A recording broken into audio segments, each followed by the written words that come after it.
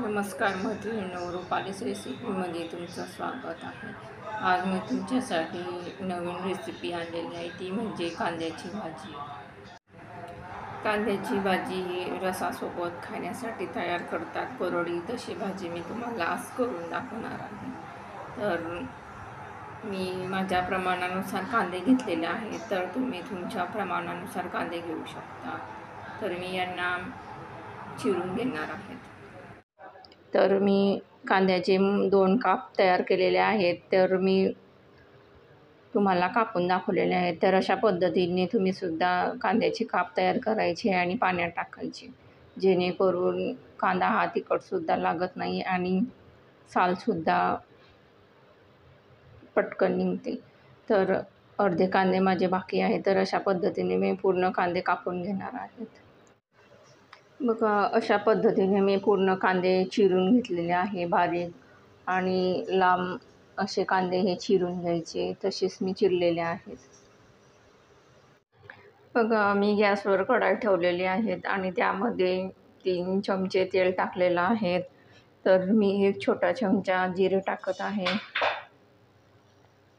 जिरं छान असं होऊ द्यायचं. जिरं झाल्यानंतर मी अद्रक लसूणची पेस्ट तयार केलेली आहे, ते सुद्धा यामध्ये ॲड करणार आहे.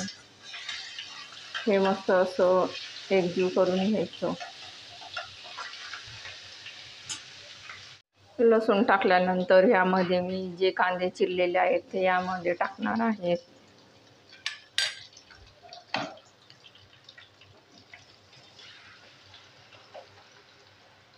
कांदे टाकल्यानंतर एकत्र करून घ्यायचं.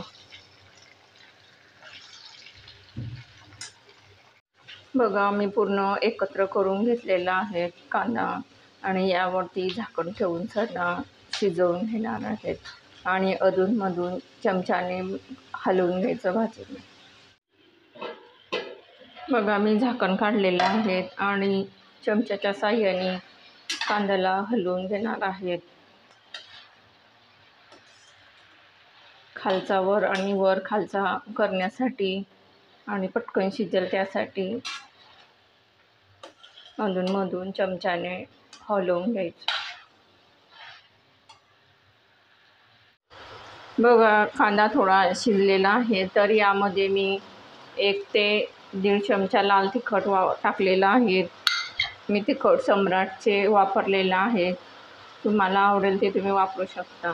धने पावडर, गरम मसाला छोटा चमचा टाकायचा, थोडी हळद आणि चवीनुसार मीठ. हे पूर्ण मी एकजीव करून घेणार आहे. कांद्याची भाजी खाण्यासाठी ही अगदी मस्त अशी टेस्टी लागते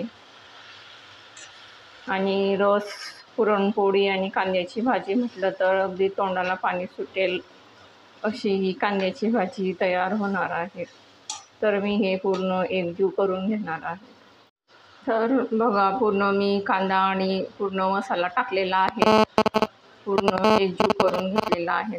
अजून मी यावरती झाकण ठेवून सगळं शिजवून घेणार आहे. बघा, भाजी शिजली आहे किंवा नाही ती एका प्लेटमध्ये मी थोडी घेऊन सगळं तुम्हाला दाखवत आहे. हाताने बघून घ्यायचं कांदा शिजलेला आहे किंवा नाही. तर बघा, कांदा हा छान असा मस्त शिजलेला आहे. तर भाजी ही झालेली आहे, तर मी गॅससुद्धा बंद करत आहे. बघा, कांद्याची भाजी ही छान शिजलेली आहे आणि तयार झालेली आहे. तर ही भाजी अगदी तोंडाला पाणी सुटेल अशी भाजी तयार झालेली आहे कांद्याची. तर तुम्हाला आवडली असेल तर रुपालीस रेसिपी या चॅनलला लाईक करा, शेअर करा, सबस्क्राईब करा. तोपर्यंत थँक्यू.